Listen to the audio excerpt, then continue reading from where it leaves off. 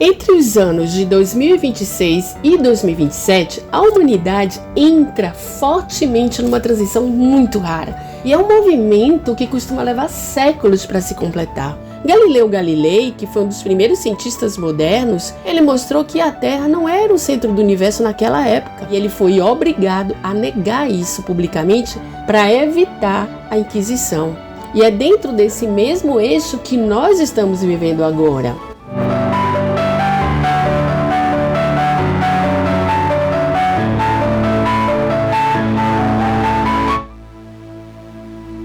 Olá, sejam todos e todas bem-vindas ao nosso canal.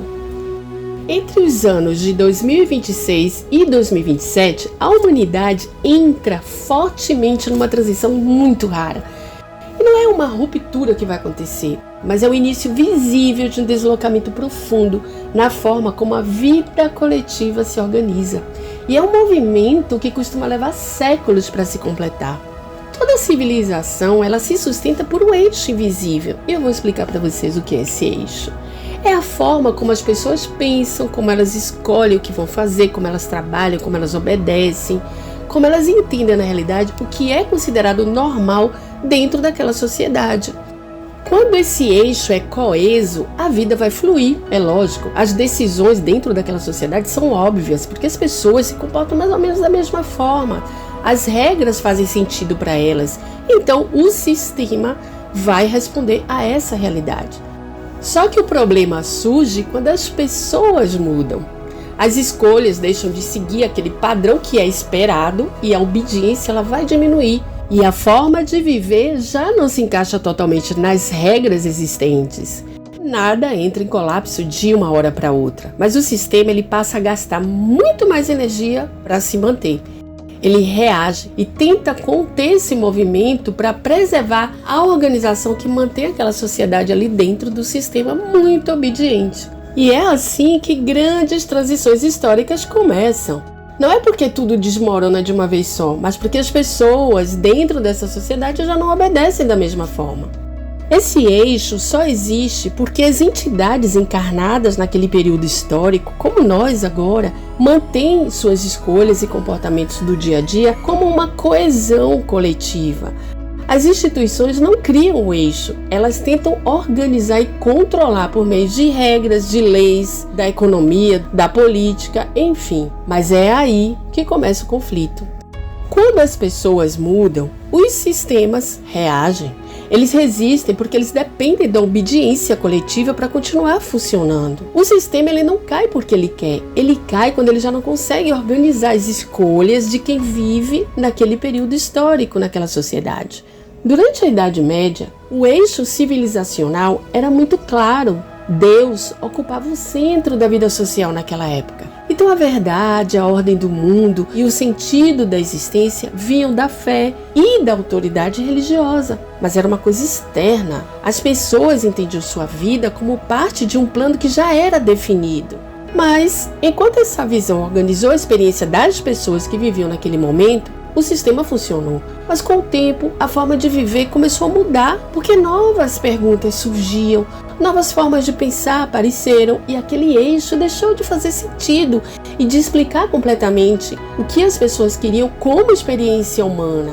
Quando isso aconteceu, o sistema reagiu e, em vez de se adaptar, ele tentou impedir a mudança. A repressão religiosa aconteceu como a Inquisição e foi uma tentativa de preservar um modo de vida que já começava a perder a adesão das pessoas. Galileu Galilei, que foi um dos primeiros cientistas modernos, ele mostrou que a Terra não era o centro do universo naquela época, mas a ideia contrariava a ordem vigente. A igreja não aceitava e ele foi obrigado a negar isso publicamente para evitar a Inquisição. Então o eixo que surgiu depois, que foi o Renascimento, era baseado em quê? Na razão, na observação e na experiência humana. E esse modelo de sociedade, ele estruturou o que a gente conhece hoje como o nosso mundo moderno e organizou a vida coletiva por muitos séculos, até hoje. E é dentro desse mesmo eixo que nós estamos vivendo agora.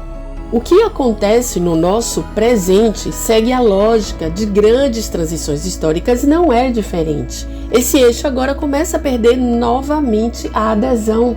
Então, enquanto outro eixo ainda não consolidou, nós estamos aqui vivendo, digamos, entre dois eixos que se sobrepõem. E os próximos anos, 2026, 2027, 2028, observem, não são anos de mudança completa, mas é o início perceptível desse deslocamento.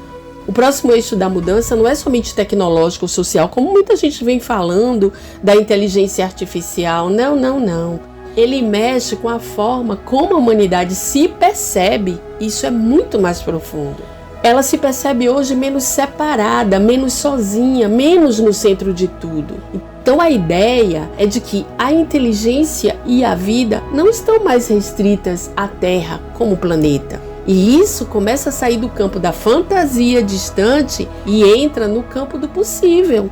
Então hoje a gente já ouve falar de extraterrestres, de programas militares secretos, e não mais os contatos como um contato imediato, mas como horizonte perceptível para nós, como algo que muda a escala do nosso lugar no universo. Essa ampliação do pensamento, ela não acontece porque alguém vem nos salvar, mas porque a referência mudou. É por isso que a ideia de que a humanidade não está sozinha começa a emergir justamente em um momento como este. Observe, o nosso querido médium Chico Xavier, há 5 décadas atrás, dizia que chegaríamos a um tempo em que compreenderíamos que fazemos parte de uma grande família universal, uma convivência entre diferentes formas de vida, integrada em algo maior do que uma civilização planetária. É óbvio que isso não significa um contato imediato, nem uma mudança brusca para todo mundo ao mesmo tempo, até porque cada um evolui no seu tempo. Significa que o eixo ele começa a permitir essa ampliação. E qual seria essa ampliação maior? Que a nossa referência hoje, ela deixa de ser apenas o planeta Terra ou apenas o ser humano, apenas aquilo que a gente conhece nesse universo, como se fôssemos os únicos habitantes desse universo? Não.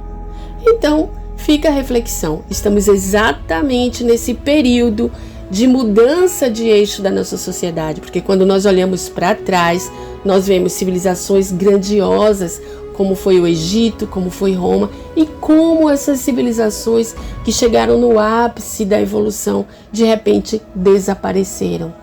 A gente sabe que não foi um único acontecimento, como um terremoto ou uma guerra que acabou com uma ou outra civilização antiga. Foi o eixo naquela época que mudou. Então tudo começa a mudar internamente dentro da sociedade. E o sistema, ele sempre vai tentar frear. E aí depende de cada um de nós, como permitimos ou como não permitimos esse avanço da nossa sociedade ou o avanço do sistema que domina então as pessoas. Mas uma coisa é certa, nenhuma civilização que evoluiu, que começou dentro desse eixo a se mover, ela deixou de avançar. O exemplo que eu dei aqui foi o Renascimento, e o que está acontecendo agora é que estamos exatamente nesse período de transição para uma nova sociedade universal.